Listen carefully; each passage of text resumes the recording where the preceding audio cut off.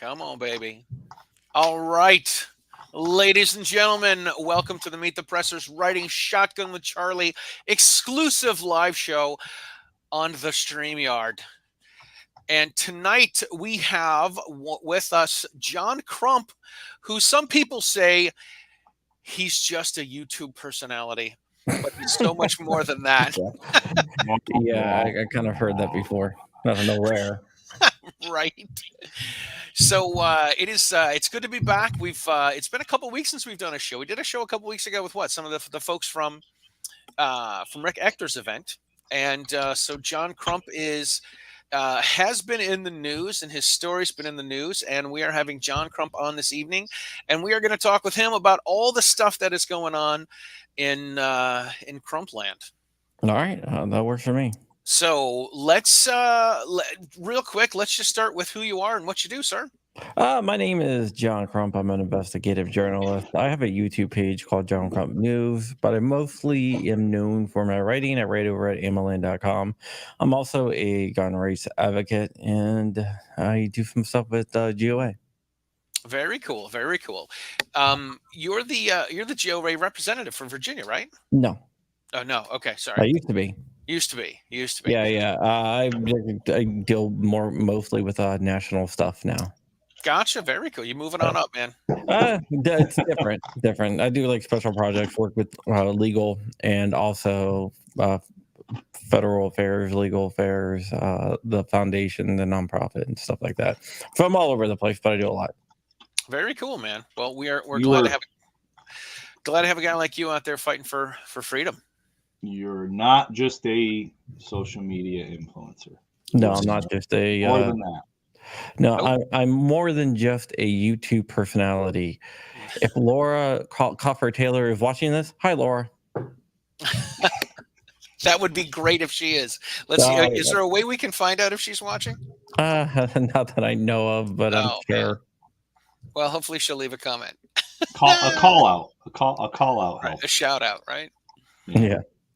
I pulled up a special background for you. It is the American flag with the GOA logo on it, and I was trying to figure out if there was a way to show it, and I think this might be it. I'm not sure. Or not, or maybe not. If you put it on, if you upload it to overlay, then it will show it. That's not what we want. No. See, Charlie, we lost viewers now. Come on. I know. This is what happens. We're looking at Charlie's beautiful mug. No, yeah, nobody wants that. Yeah, I've got it as the background, but I can put it in as the overlay. Here's what the overlay that I do have. You ready for this? Sure. Oh, that is awesome. That's from his metal days, right? Yeah, someone made that for me, so I use it. Like whenever someone makes something for me, I use it. Very James, cool. Holy smoke, I'm first. Yes, you are, James. Hop in there and get first in on the giveaway too. It's gonna be a good. There we are. Charlie got it. The GOA. There we are. All right. Very cool. Very cool. All right. So, tell us about this situation. How did all of this come about? Because all of a sudden the key card that we've seen for sale on the Facebook marketplace is now like a machine gun, and it's a little ridiculous. Sure, I can definitely do that. What happened was a guy named Christopher Justin Irvin, he goes by Justin, had an idea. He wanted to show how ridiculous gun laws are. So he made a political statement by taking the metal card and having an etching of a lightning link on the outside of it. A lightning link is something that you can use to convert certain AR-15s into fully automatic, rifles. And certain is the key there, right? Certain, not doesn't work. It doesn't work across it has to have a special bolt carrier, like a 1961 Colt bolt carrier or whatever. But so he made that. The metal wasn't even the right type of metal. It was a little bit too thick. And here's the kicker. The lightning link on it was not the correct dimensions either. But he started selling these. And he called the ATF and said, "Hey, am I allowed to sell these?" And the local field office was like, "Yeah, sure, no problem." Then he hooked up with the Matt Hoover, better known as CRS Firearms, and offered Matt a sponsorship deal. Matt took the sponsorship deal after first calling his local field office and saying, "Hey, is this okay?" "Yep, sure, no problem." Well, according to the ATF, you need to go to Fat D about that. The local field offices can't tell you one way or the other. So the ATF saw this, and this is how the ATF saw this. This is going to get very interesting. Justin Irvin wanted to pull out a certain amount of money from the bank. Like, I think it was like 15,000. He was trying to put a down payment on something. The bank's like, "Oh, no, we can give you a cashier's check, or you have to wait 2 weeks." He's like, "I don't want to wait 2 weeks." They're like, "Well, we have our policy is only $10,000 can be taken out at one time, or under $10,000 can be taken out at one time unless you want to wait the 2 weeks." Well, Justin didn't want to wait the 2 weeks, so he went to several different branches and deposit and pulled out $10,000, just under $10,000. Well, the argument he had with the bank teller about getting his money, she looked up what the company was, which was Auto Key Card. She's like, "Oh, this doesn't look right to me." So she calls her friend, who happens to be an ATF special agent in Texas, who then refers her to a local Florida ATF special agent. And he's like, "I think this is my machine gun." So they started doing an investigation. And you remember, these guys aren't hiding. They think everything that they're doing is totally legal. So the ATF gets a couple auto key cards. They tried to get it to work. Couldn't get it to work because it's not the right size, not the right type of metal, whatever. So the ATF was like, "Well, they thought it was a machine gun. That's what we're insinuating. So therefore, we're going to arrest them." So they both got arrested on transfer of a machine gun and machine guns in a conspiracy, because the law says anything that converts a gun into a machine gun in and of itself is a machine gun. And they also got charged with structuring, or Justin got charged with structuring, because he couldn't take out the $10,000 from the one branch, so they go to multiple branches, which I don't understand how that's illegal if the bank forces you to do that. Yeah, it's your money. Yeah. So I started reporting on this, and I started reporting on some of the misdeeds of the ATF and the prosecutor's office, and specifically issues that I had with the case. Like, for example, we don't have to prove that it's actually a lightning link or it actually works. All we have to do is prove that it was transferred. And that was the jury instructions. So the jury was instructed, this is a machine gun. We only have to do is prove that this is a machine gun. And here's the thing. They did that after all the arguments were done.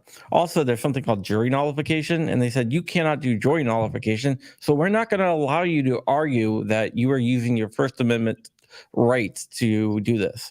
And we're not going to allow you to argue that the NFA is unconstitutional. We're not going to allow you to argue that this isn't a machine gun. And at this point in the case, they've already admitted that they transferred it, right?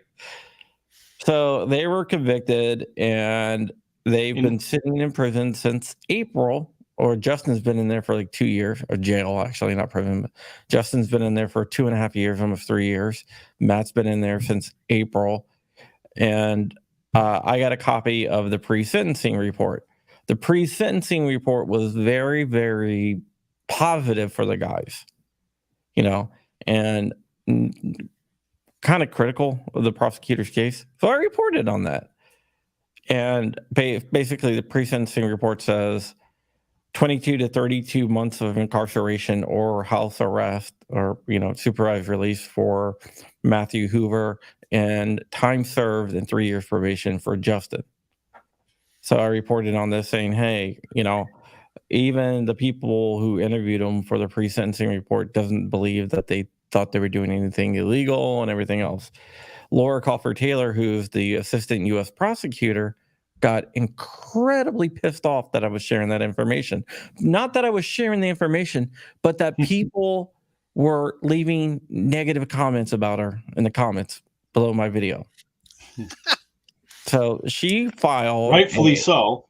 Rightfully so, yeah. So she filed a motion to get me to destroy all the documents I had on the case and to not talk about it anymore. And they did this, they tried to do this in ex parte, which means I wasn't going to be notified until they decided on this.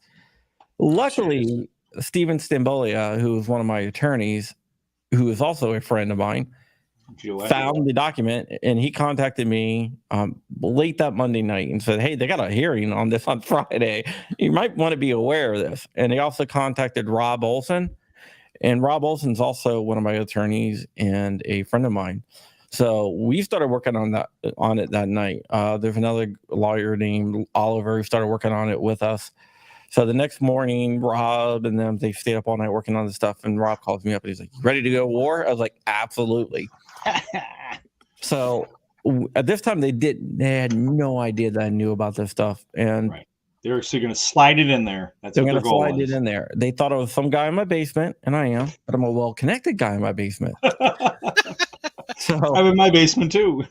Yeah, so we wrote up everything, and the next day we filed a motion to intervene for me, saying, "Hey, this is not kosher. You can't do this." He's a member of the press. We also got a bunch of YouTubers came out and signed a amicus brief in the case, and we brought on James Phillips, who's an excellent trial attorney, and Steven flew down there, and then Eric Friday of Florida Carry. I don't know if you know him or not. Yeah, he filed the amicus brief. There's another lawyer named Ron Shook who also came in with the amicus brief, and they showed up in the courtroom. Well, I don't think that the government figured that was going to happen. Power. They thought, maybe one might show up, not, all full freaking legal team. So the judge was pretty upset with the prosecutor, and the DOJ refused to let her speak. The judge wanted to ask her questions, and her boss or whoever was speaking on behalf was like, well, we don't think that's a good idea. So we're not going to, if you're going to insist on speaking to her, we're just going to withdraw the motion. And the judge actually said, I just want to know, what were you thinking? What possible legal statute do you think this is okay at all?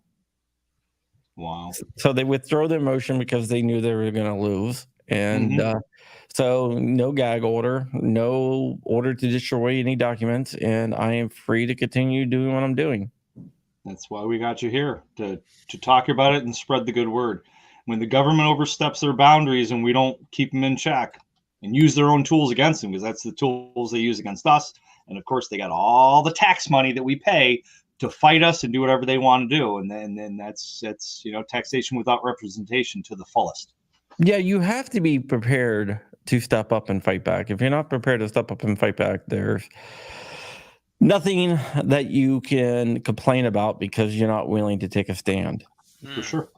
There's that old saying, if you refuse to stand for something, you'll fall for anything. Right. And I don't like conflict and I don't like fighting, but I will fight and I will not shy away from conflict. There's my buddy Coop out there. Coop is pretty awesome. Yeah. He makes some really cool signs. Yeah. Every time I got to see, I'm going to pull this back up. Every time I see this little logo that's over here, to me, it always looks like a big burly guy with a mustache, like the two parts of the, right? If you take a look at it, but don't, you kind of squint a little bit, you'll see what it is. Oh, he's got the Wolverines up there. Yeah, Coop made that for me. That's awesome. When you go to your psychiatrist, what do you think those little spot patterns are? It's your mother. You ass. Touche, though. Touche. That was a good quip. Nice.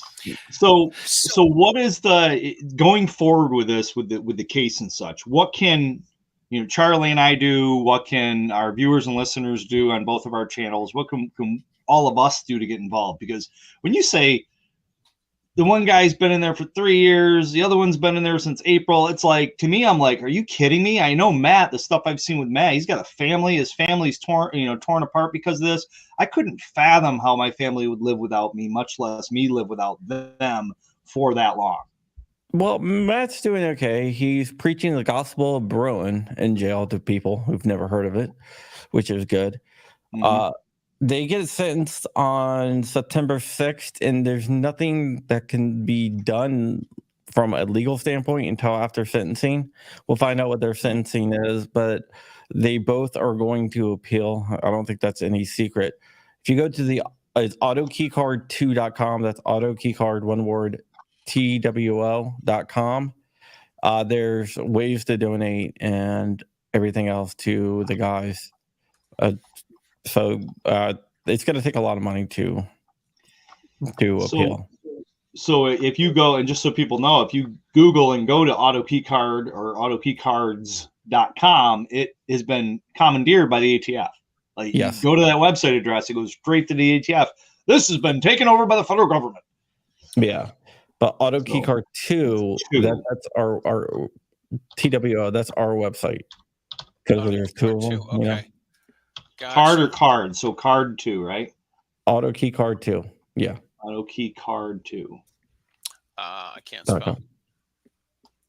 CRD2.com. AutoKeyCard 2. There we go. Yeah, it was set up by my friend. I set up the back end, and Rich did the design. Rich was also named Flying Rich Firearms on YouTube. He was also named in the case. Cool. Perfect. He wasn't going to back down either, so we beat those. Good.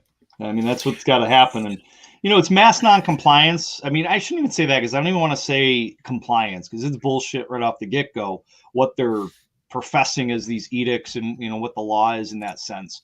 So mass defiance, I guess it would be a better way to say it, in the sense of issues. And if there's enough of that happening, enough of that mass defiance, that's going to make the government back down. It's going to make them back up, say, okay, we're outnumbered, we're out, we don't have enough resources to be able to hold these people accountable, so we'll just ignore it. Everybody. And pretend, hold everybody accountable. So the more people that profess it, the more people they get.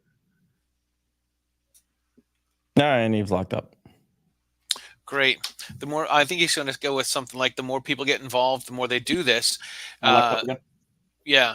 So go ahead. The more people get involved, the support, finances behind these two gentlemen, the better it's going to be for the government to realize, oh, we picked the wrong battle. Because when it comes to attorneys, right, it's, can I win it? And if they think they can win it, that's when they start going full bore. But if they get a little bit of resistance, they don't think they can get a jury to be on their side, or they're going to get the jury public opinion against them, that's going to push them back a little bit and make them, tuck their tail and run. Yeah, especially, they released a press release and everything, with their narrative. They just didn't want another narrative to be out there. And the judge actually said that she found my reporting factual inaccurate. There we go. And then she's going to say that you're not a journalist, but everything was accurate and factual. Okay. Well, the judge said that the judge watched all my video, which is actually probably better for their case now, because the judge is going to be deciding on sentencing, and now she has a little dose of my take on it, which she didn't have before. So they actually might have hurt their own sentencing there. Nice. Crazy. So how were people buying the AutoKey cards? Just they did a mail-in form. That was it, huh? Yeah, mail-in form. And then you had to bend this a certain way, and then you could only put it in certain ARs. Well, everyone that tried to actually get it to work like a lightning link could not get it to work, including like 3 people that they found with a guy had a machine shop, and he's like, "Oh, I can get this to work," and he tried to cut it out and get it to work and couldn't get it to work. And then the ATF tried to get it to work the way it was supposed to work. They couldn't get it to work. It's the wrong type of metal, the wrong thickness. The dimensions are wrong. So it was all more of a gimmick or anything than anything. Yeah. The kind of like a pet rock or a chia pet kind of thing. Kind of novelty more than anything. It was a political statement. Right. Wow. And of course we know the government doesn't like those political statements. Boston Tea Party. Right. Yeah, that's a good point. So you had said something as far as the machinist was trying to get it to work, and what I say to my students in some of my classes is that if in New York State, pin magazines technically is the way people get around pinning around having an AR and all the scary features is pinning the magazine into the gun. Though New York State troopers consider that being an assault weapon that's been converted to some other type of weapon and it's an illegal act. They also admit that nobody's been charged with it because it's mass non-compliant. So many people in New York State are doing it. But I use the example of high-capacity magazines. I'm sorry, standard capacity magazines. So a magazine that holds more than 10 rounds, New York State calls high capacity. In the free world, it's called standard capacity. But if you pin a magazine where it cannot take more than 10 rounds, New York State, specifically in the law, says that it cannot be readily restored or converted back to accept more than 10 rounds. And I usually tell my students, if you have a magazine that ever did hold more than 10 rounds, ever could hold more than 10 rounds, or geez, in this day and age, ever self-identifies with holding more than 10 rounds, we probably want to be careful there and not have that magazine, because if some good attorney wanted to bring it to somebody that was willing to take some money to pop that pin out, and they can do some statement to the court saying that, yeah, I readily converted it back easily within 5 seconds or whatever, that could be trouble. Could be problematic. So that being said, can you talk about the machinist there that was trying? Was that a machinist that the prosecution brought in to try to get him to do it, or just somebody that on the internet said, I want to try it to see if it can be done? Well, the machinist that they had there was one of the witnesses they brought in, and he had 3 of them, and he contacted the ATF when he heard that they were illegal, and he's like, yeah, I had 3, tried to cut one out, didn't work, couldn't get it to work. I still have the other 2. And he's like, well, where'd you get them from? And he's like, I got them from a couple guys in the field who they couldn't get them to work. They gave them to me because they couldn't get them to work, because they were never intended to work. So he could not get it to work. The ATF tried to cut it out along the lines, didn't work. They tried to cut it out without cutting along the lines by tracing another lightning link onto it. Couldn't get it to work. They did finally get hammer follow, and they're like, oh, close enough, by jamming up the trigger. So that's close enough for it to work, right? If it's close enough for it to work, but it doesn't work, it still doesn't work. Exactly. I don't think like the ATF. So that whole constructive possession is also a big scary thing. How they can use that against you. I try to explain to people, even in New York State, you got an AR and you got all the parts spread around your house. If they find all the parts that can make that gun come together, they could charge you with constructive possession just because you have the parts. Especially now with the pistol break stuff, the ATF's all jumping all over that stuff. Yeah, you gotta look. There's a guy down in Virginia Beach, Tate Omnidak, if I can't say his last name. But a Navy guy who had an RPG with, it was demilled, cut out, no trigger pack or anything else like that. The ATF was able to weld back the side of that RPG, and then they went and acquired a trigger pack, which he didn't have, and installed a trigger pack in there, and was able to get it to function by welding the hole shut and putting a trigger pack in there. And they charged him with constructive possession, even though they got a conviction, even though he didn't have all the parts. Wow. And they welded it. Like, I don't even have a welding stuff. I've thought about welding, but I don't even have any welding stuff. And they welded it. Yeah. Wow. See, that's so much overreach. And what people don't understand is that somebody on a jury convicted him. They found him guilty of this. So that just Yeah. shows you, people are like, well, as somebody just posted yesterday or maybe this morning to a comment that somebody put about the people those two people trying to break into that apartment and they shot through the door. And I say, no, don't shoot through the door. Somebody's like, oh, open the door and I'd shoot them. I'm like, no, you open the door you're bringing the harm towards you. You're not going to prove that you feel death or great bodily harm, right? And now you got juries that are convicting people like that, and their of course their responses are rather be tried by 12 than carried by 6. Will you really? You don't know how juries work. Juries, the purpose of a jury is to see who has the better attorney, and that really is the end of it. That's a Masada Ayub statement there, by the way. But no, that's absolutely right. I agree with it. And defense, even though they're supposed to have the advantage because the prosecution's supposed to convince a jury beyond a reasonable doubt, juries usually don't go in there, 50-50 at the beginning of the case. Usually juries think that the government is not going to charge someone unless they actually did it. So even though it's supposed to be 50-50 and the burden is supposed to be on the government, that's not how it works out in real life. Yeah. When I was pre-law for a little while, but when I went to college for pre-law, and one of the reasons why I decided not to become a lawyer is because of this, I had this thing where I thought defense attorneys were like the scum of the earth and the prosecutors were the good guys. And then like halfway through the first year in pre-law, I figured that, wait a minute, I got this kind of reversed in a lot of situations. Not in all situations, but a lot of situations, it is reversed. Right. Like Jesse Pinkman said in Breaking Bad, you don't want a criminal attorney, you want a criminal attorney. Yeah. That's funny. Oh my gosh. This is completely nuts. The fact that this stuff doesn't work and they're going, they're prosecuting these guys for this. This is completely insane. It really is. It really is. I got a feeling things are going to be different on appeal. Yeah. All right. So David Waltrip says, how can they use the malfunction against the defendants yet not prosecute the manufacturer of the rifle for selling automatic weapons? I would say just give them time. Right. Well, we laugh, but that's sad. Right. Something's going to work. Jokingly. Just give them time. Yeah. I think that's coming.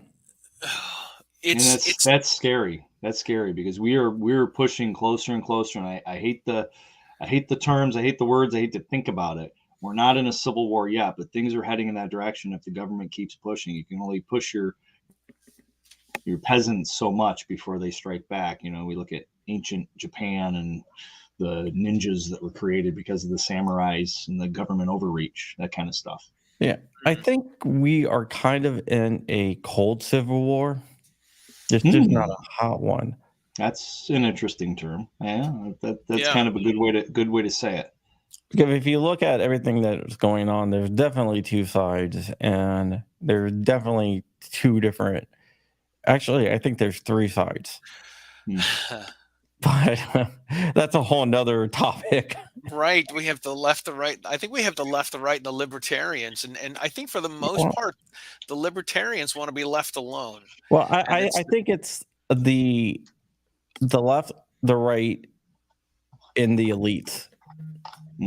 Oh, well, for sure. I do think there's absolutely three tiers. I'm a big fan of Anthony Calandro, and he says all the time there are three tiers. We have the elites, we have the illegals, and then we have the citizens. Yeah. Well, I think the elites want to see the left and the right keep on fighting. Of course. Because that's how they hold on to power. Oh, my God, absolutely. Yeah, that's evident with all the stuff we're seeing. Yeah. So David again says, the Rittenhouse case shows that anyone that watches... the Rittenhouse case shows anyone that watches just how corrupt prosecutors can be. Absolutely. Absolutely. That was very corrupt. Steve Washington's chimed in. Yeah, one of the slides that I've added to the courses that I teach is the picture of Rittenhouse's prosecuting attorney with the Binder finger, where he's got the rifle, he's holding it up, he's pointing it in the courtroom with his finger on the trigger and the bolt closed. And I say, let's take a look at our 3 safety rules that we have. Safe direction. Is the jury a safe direction? Check. Is your finger off the trigger? And can you tell if it's can you tell if it's loaded? No, you can't. Okay. Breaking all of the safety rules. Right. Yeah, Kyle did do a good job at disarming the guy with the Glock by literally blowing up his car. Disarming him. Yeah. I've had just some discussions with people about this, and I say, so let's see if we take a look at this. We have someone that's throwing a Molotov cocktail at him. We have someone that's going to smash his head in with a skateboard, and we have somebody that has a gun illegally that wants to shoot him. And these are the only people that he shot. Good aim. Like, right? No excessive force. No, didn't shoot any innocent people. Like, well, if you watch the video, at one point there's somebody else running up on him. So he points the gun at the guy running up on him. The guy stops and backs away, and he didn't pull the trigger. Great reserve. Yeah, No. Absolutely. Like if he wanted to shoot a bunch of people and kill a bunch of people, when that guy ran up on him, and when the guy stopped, he would have pulled the trigger anyway, but he didn't. So he was like, okay, the guy's backing off. He's not a threat anymore. I'm not going to shoot him. And Kyle's a good kid. I tried to get him on tonight, but it just didn't happen. But he is a good kid.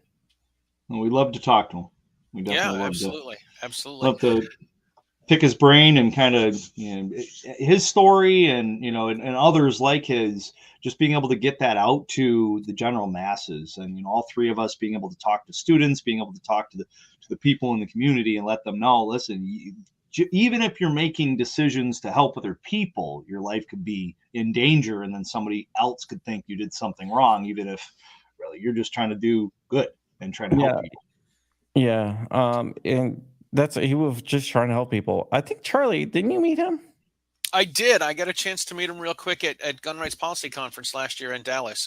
Yeah. And I did give him my card. I said, hey man, if you ever want to be on the show, let me know. We'll work it out. Yeah, I'm still working on that for you. Yeah, he's a good kid. Yeah, last year when I told people I had a special guest, that was a surprise to a lot of people. It surprised a lot of people. I was sitting with a couple of guys who were in the middle of the speeches on Saturday afternoon, and I turned around to the guy. I got a message from somebody that said, if you want to meet Kyle Rittenhouse, now is the time. John's got him in the foyer there, the lobby. So I turned around to the guys that I was with, and I looked at them and I said, get up with me and we need to walk out of here right now. And they're like, what's going on? I said, get up with me and we need to walk out of here right now. And they're like, dude, where are we going? And I'm like, bam, Kyle Rittenhouse is in at the back of the Gun Rights Policy Conference. Yeah, that's the first thing he did on the Pro 2A side was go to the Gun Rights Policy Conference. Nice. Yeah, that was pretty cool, pretty wild. Yeah, he was scheduled to be at SHOT Show, and we were almost there, and then they canceled it because a bunch of people were protesting it and saying so. The other side is the way I see it is this is if what's his name there, the one-armed bandit there, I remember seeing. Yeah, Gage. I remember seeing video of him walking out of the hospital with one of his friends, and he said he wishes he would have shot Rittenhouse first. And when I talk to people and say, well, 17-year-old shouldn't have been there, he shouldn't have shot, blah, blah, blah. And I said, so you're okay with, I forget how old Gage was, late 20s, early 30s. I said, you're not okay with a 17-year-old shooting someone that wants to kill him, but you're okay with a 30-year-old man killing a 17-year-old? Are you really sure about that? Or the first guy that he shot, he had a pretty interesting criminal record. Yeah. I'm not going to get too much into that, but I would not want him around my kids. Yeah, I was just going to say that. Right. All right, Norman here says, thank you all. And Mr. Mallory, I love the interview you did with Shooting Straight Radio podcast. Thanks, guys. All right. Yeah. All right. So what else? Oh, so we have for those people that are tuning in, we are doing a giveaway just before the end of the show. If you go to, oh my gosh, I got to read it here on the bottom of the screen. If you go to, what is it, meetthepressers.com/giveaway and put in the Yeah. code CRUMP, you will be in for a drawing for a $439 CERT pistol or a $250 Mantis X. So please make sure that you do that. Yeah. Thanks to our sponsors, Next Level Training for the CERT and Mantis for the Mantis X10. Yeah, Flying Rich and I, we have a John Crump Live, and through my website, my Crumpy website, you can Google it. We are giving away something too. We're giving away this. What's this? I see logos. Hold on. Oh, Yeah, Pistole. There's a lot of different ways to enter. Nice. Okay, Very there cool. you go. All right, so You let's see if we posted, can. you posted his YouTube channel. You want to post his website? Crumpy. What is it? It's crumpy.com. Yeah. So, and we're doing that. It's not really to like, you're not going to get spammed or anything like that, because the only person that's going to have your information is me, and I'm not going to spam you. You probably never hear from me ever again. But we know we're just doing it to give back to the community a little bit. Very cool. This is the thing. The anti-gun folks want everyone to believe. They want the non-gun folks to think that we're crazy lunatics, but we're not. I mean, you're giving stuff away. We've got goodies to give away here. Listen, it's an industry that we have to support each other, and especially with all the shadow banning and the disinformation that's spread about guns and self-defense and whatnot. We got to stick together and support each other, help each other out. Yeah. David here wants to know if that's got a 10-round magazine. 2 15-round mags, and I don't know if you guys have fired the Steyr pistol at all. No, I have not. Oh my god, it is freaking phenomenal. I got one myself, and we weren't on live. I'd say pull it out and show it, whip it out and show it. The way it's balanced is amazing. Nice. It uses like 3 triangular sights, which is which I didn't think I was going to like, but I love. The trigger's not bad on it either, and the ergonomics of it is just insane. It's a really well thought out gun. What's the MSRP? 6 something. Nice. That's a good price point. Not too bad. So I'm trying to pull it up. What is it called? The Steyr, Styer. Yeah, Steyr.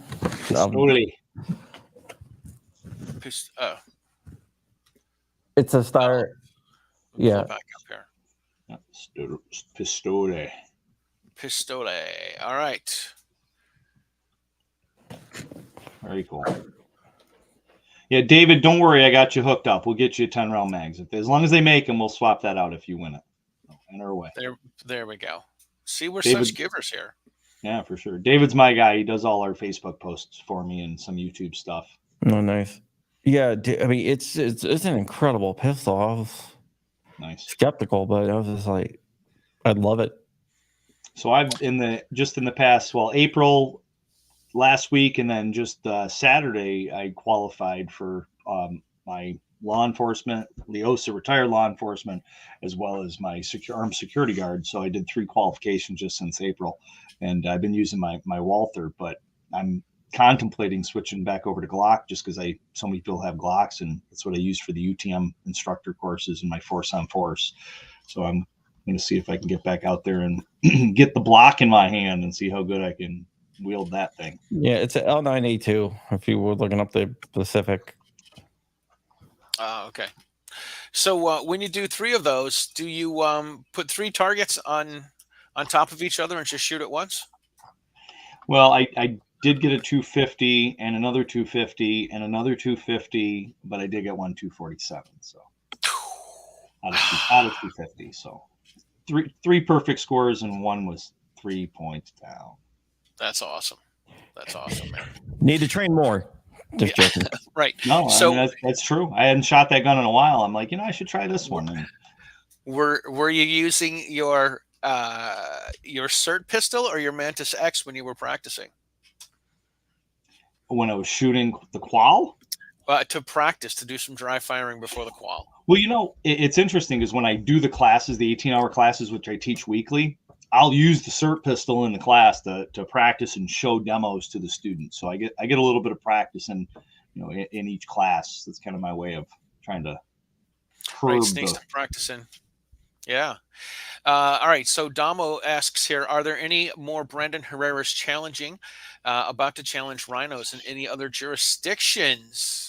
I know what's his name just announced that he was going to be what's his name? I'll never forget what's his name. Yeah, I know. What's his name? Sounds like what does he do? Let's play charades here. Gun like charades. Graham Allen. Graham Allen. Very cool. Graham Allen. He just announced he's running for some office. I can't remember what he said he was going to run for. But. Yeah, that sounds like something my mom would say. She's always like, "Hey, did you watch that movie? It's really good." What movie? The movie that was on the other day.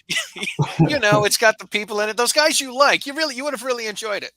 Yeah, you guys are so mean. Thanks for narrowing it down.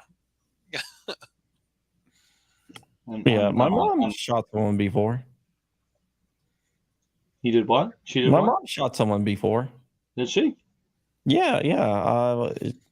It's just so flippant. It just comes. My mom shot someone before. No, it's just something that reminded me of that. I don't know. So my mind goes like thousands of places.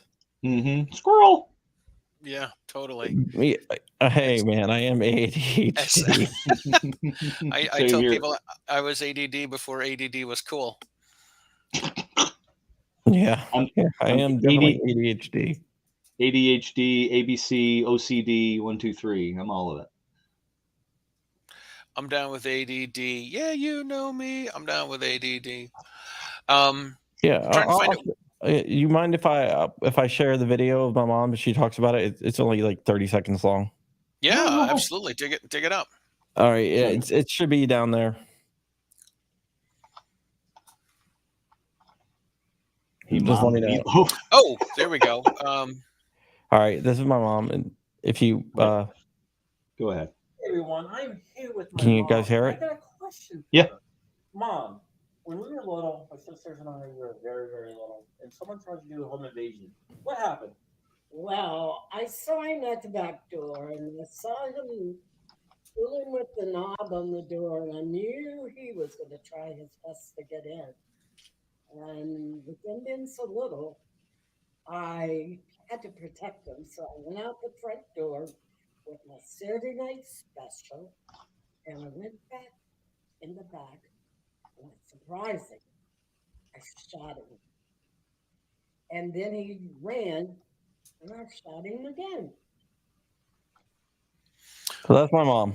Wow. Yeah. So how often did your friends come over and fool around when you guys were teenagers?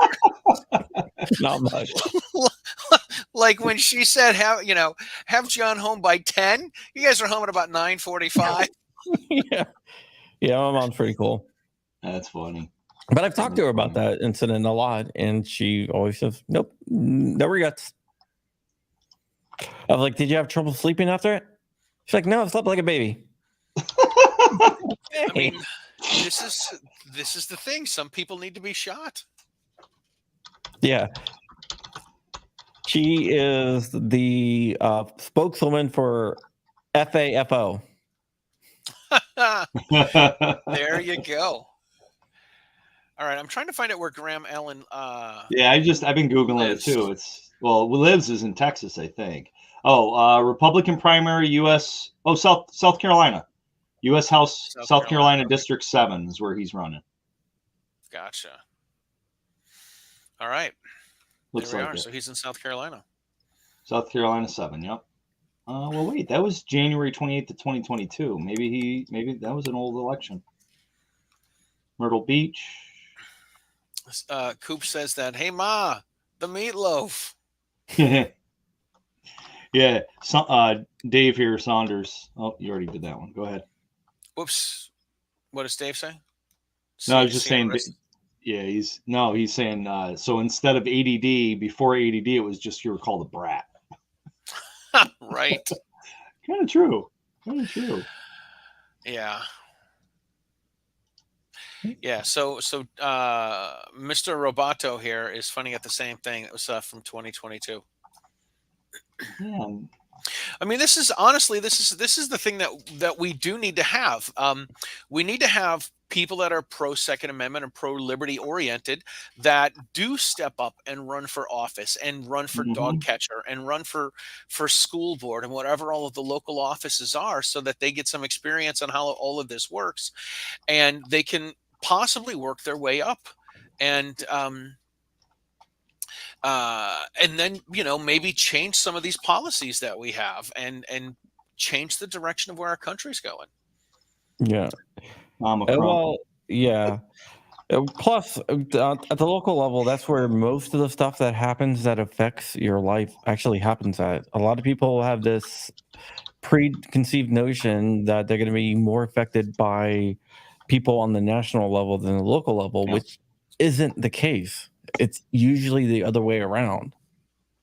Yeah, it's I know in the little town that I live in, there's a lot of small businesses that are worked up because there's some sort of a regulations on signage and how you can light signs, and you can't. I don't think you even at the McDonald's in our town, there isn't some big yellow golden arches that light up. There's like a 3x3 piece of wood that says McDonald, and they have a couple of lights underneath it that go up and shine on the logo there. So towns like this have it's the small things that impact. Oh my gosh, there was a couple years ago, again, some people really need to find something to do with their lives. There was a new hotel that was being built, and I can't remember what hotel it is, even though I drive by it 14 times a day. But the big thing that people were worked up about is the hotel had blue lights in front of it. And this is what they have in all of their hotels around the country. And then once they put the blue lights in, everybody was all worked up and crazy about it. So when I go to hotels and I stay in one of these hotels and they have blue lights out front, I take a picture and I'm like, hey, I'm in, Lexington, Kentucky. And can you believe this? They have blue lights on the hotels, and I put this on the community page just to get people all riled up. Yeah, I'm pretty libertarian. Poke the bear. Stuff like that. And I get an argument on neighborhoods about something like that. About somebody wanted to do something and someone was objecting to it, and like, this is the reason why we have a HOA. I'm like, I don't like HOAs. They're like, well, if you didn't have an HOA, people could do something that paint their house polka dots or something like that. I can't remember exactly what she said. I was like, it's their house. They're like, but it's going to affect your home value. I was like, it's their house. Right. Like, I can't remember exactly what she said. What you did. I've got a friend that's complained about the HOA in the condo that area that she lives in. And I saw this meme over the weekend. It's this big black flag that says defund the HOA. Yeah, I mean, I should do that. I live in a pretty. There's a lot of pretentious people where I live at. Charlie's been to my house. Yes, you didn't meet any of my neighbors, but there's a lot of them that are really cool, really awesome people, but there are some that are really pretentious. I could totally get that. Yeah, so you can see it by just just driving through the neighborhood. Dom I here love says, living in a. Oh, go ahead. Read it. Dom says it tickles to me. Remember that my U.S. Rep's office told me the way they have my profile as Norman Maynor. Sorry. Yeah, it's funny. Yeah, a lot of reps don't like talking to me. I try to be level-headed to get in their office, so that way at least I can see what they're made of, so I can go back and report. I mean, I meet with sheriffs and DAs and judges on a annual basis in the counties surrounding me here, just to try to put a little bit to be a resource for them. Because the last thing I want them to do is turn around and have some edict or pass some law or bill or something like that totally doesn't make sense in research and it's not founded in common sense. And I like, what do you think of this? Well, I mean, like I get that, and I do that a lot. But like, I was going down to Georgia, or no, South Carolina a couple of months ago, and the person sitting next to me was Lindsey Graham. No Oh way. my gosh. So I You fly lectured first him class? on the Second Amendment for like 3 hours. And I was like, do you have a comment on this? Do you have a comment on this? Do you have a comment for the record? He's like, no. Stewardess, Stewardess, can we you switch? move me? Can we switch seats, please? Next thing you know, he gets up and he goes, "He's not real." Yeah, no, he was just like, why do you call my office? Comment. I'm like, uh-huh. Well, I was like, but you're here. Wouldn't it be just easier to give me a comment on the this has been bipartisan Safer Communities Act was going down. I was like, would it be easier just to give me a comment right here instead of going back to your aid? If I can get one directly from you. That never got a comment, but He never said a word? No, and he said a word. He just kept on trying to like play nice and go, well, there's a lot going into it. Let me get that information over to you. Blah, blah, blah. Ridiculous. Oh my gosh. So Norm says he usually gets letters from his reps. I got to tell you, it's not. I think a lot of people get some performance anxiety when it comes to writing their reps, and I think you do need to remember that your reps also they have to take seated head calls, right? They're regular people, and they need to. Charlie, why did you scream for me to go F myself at the diversity shoot? I don't think we talked to each other there, Christy. I tried to avoid you, and you tried to avoid me. That was Christy a couple weeks ago. Yeah. So you just need to remember that these are regular people, and you just have to write to them. You don't have to have some big fancy letter, and it doesn't have to be anything formal and whatnot. Just write to them. Yeah, exactly. And you got to remember what a lot of people forget is they portray themselves as leaders. Mm-hmm.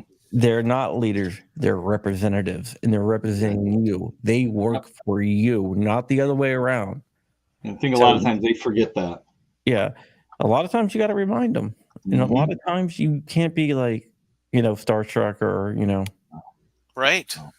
They're like, oh, I don't want to. I know this is shocking, but they're humans too. Well, Yeah. I don't know. Some of them.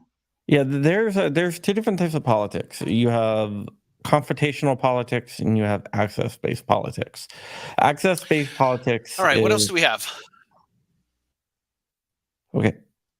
Yeah, I think you did. Locked up.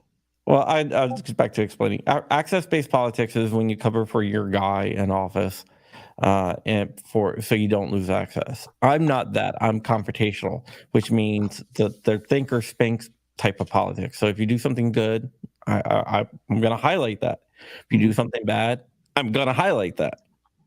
Right. It's kind of like reviewing products, right? If somebody sends you a product and it's crappy, well, if you review the product and you give them a bad review, they're not going to be happy. But then if you review the product and give them a good review, even the product sucks, your followership's not going to be happy. So you got to be true to yourself.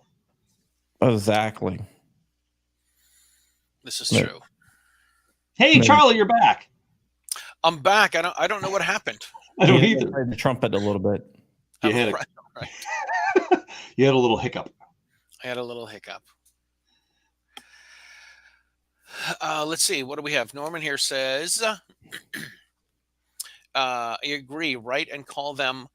And like one of the songs I wrote, it's time to remind our government that they work for us. Absolutely. Mm-hmm. Absolutely. See it over and over. The alphabet soup agencies. Oh, hold on. That's a very important call. That's for you. All right. Well, you know what? All right. Well, while we are, while Mr. Crump is taking a call from, sorry, that was judge. No. That was my wife. I heard a big bang upstairs. One of my kids fell. Oh, okay. Well, you know what? With that, how can people catch you and find you? John Crump News or John Crump Live on YouTube, or check out my writing at MLN.com. And remember, the most important thing that you can do is be true to yourself. And you got to also be ever vigilant of people trying to take away your God-given right. When I say God-given right, you notice I didn't say Second Amendment rights, right? Mm-hmm. Because the Second Amendment is a limitation on government, not on you. Your rights do not come from a piece of paper. Your rights come from the natural universe, God, whatever. But the Constitution puts a limit on the federal government. That's why I refer to the Bill of Rights as a bill of negative liberties, because it's negative liberties for the government, which protects your liberties. So just remember, you have to watch out for people that's going to try to take your rights. So, and fight back. All right, very cool. Do you need to go right now, John, or can you?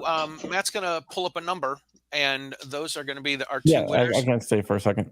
Okay, so we're going to have two winners. One of them is going to win a 439 CERT pistol, and the other person is going to win a Mantis X, which I think was worth $250. So Matt is pulling these numbers up. I use a Mantis X, and I use a Blackbeard too. They're both awesome. Oh, nice. Yeah. I keep my CERT pistol pretty handy. Either of you guys going to the USCC Expo coming up next month? No. Wisconsin? I am not. I have to. I'll be there.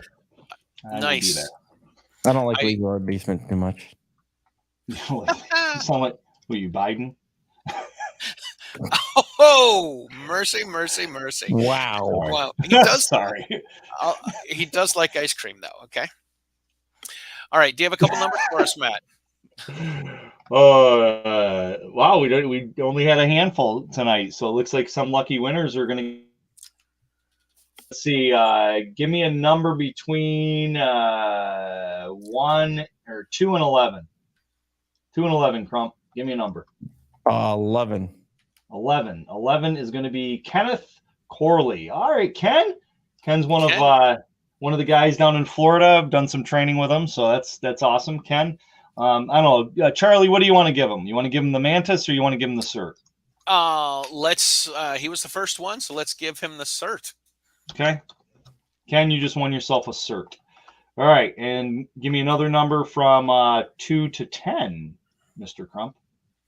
Let's go with Alexander Ovechkin's number 8.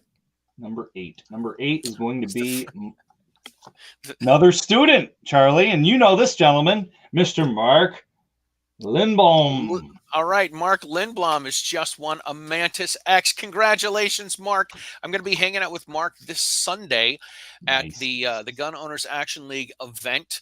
It's their 2A Freedom Rally, and they're bringing in Amanda Suffolcool. They're bringing in DC Project Gals. Holly Sullivan's going to be there. Cam's making a video. John Petrolino's making a video. I think Nikki Gozer might be making a video. So it's going to be a pretty cool event, and I'll be hanging out with Mr. Lindblom this weekend. Excuse me. All right, so we got to go. It's 9 o'clock. John, thank you so much for being on. Hope the kids are okay upstairs. Yeah, sure they are. Thank you for all of the fighting that you are doing, because it's important stuff that people work on this level and realize that just having a little piece of metal and trying to jam it into a gun does not make it a machine gun. Exactly. All right. Thank you so much for having me on. I'm willing to come back anytime you guys will have me. All right. Nice. Sounds great. Went by quick. It did. Thank you guys for tuning in. Here, we'll let Crump go and we'll finish things. Thank you. Bye. All right. Bye-bye. Take it easy. All right. So if you have not subscribed to the Meet the Pressers YouTube channel, please do. If you have not subscribed to Riding Shotgun with Charlie on the YouTube channel, please do. We can find all of our stuff on all of the social medias. And we thank you guys for tuning in. The next time we have somebody, we will try to give you guys more of a notice so we can get some more people tuned in and we can get you. But when you do watch the show, share it with your people, and we will see you guys all next time. Thank you very much. We'll talk soon. Stay safe.